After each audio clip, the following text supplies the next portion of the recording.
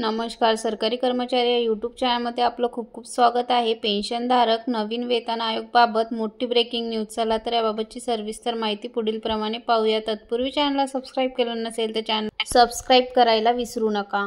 8व्या वेतन आयोगापासून देशातील पेन्शनधारक व कुटुंब निवृत्ती वेतनधारक वंचित राहणार आहेत. केंद्र सरकारने 8व्या वेतन आयोगाची रूपरेषा आखली असून 8वा वेतन आयोग समितीचे प्रत्यक्ष कामकाज सुरू झाले आहे. पुढील 18 महिन्यांमध्ये सदर समिती आपला अहवाल केंद्र सरकारकडे सादर करणार आहे.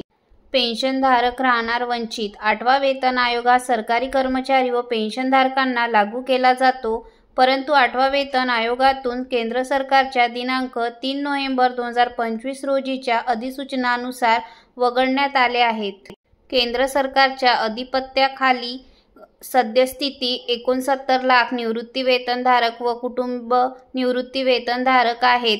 केंद्र सरकारने वित्त विधेयक 2025 नुसार दिनांक 1 जानेवारी 2026 पूर्वी निवृत्त होणाऱ्यांना पेन्शन सुधाराचा लाभ प्राप्त होणार नाही. यामुळे निवृत्ती वेतनधारकांमध्ये निवृत्त नाराजगी आहे.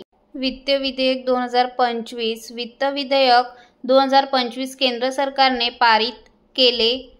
त्यामध्ये सरकारच्या गंगाजळीबाबत चिंता व्यक्त करण्यात आलेली आहे. यामध्ये दिनांक 1 जानेवारी 2026 पूर्वी निवृत्त होणाऱ्या पेन्शनधारकांना पेन्शन सुधारणा नवीन वेतन आयोग नुसार लाभ मिळणार नसल्याची बाब नमूद करण्यात आलेली आहे. धन्यवाद.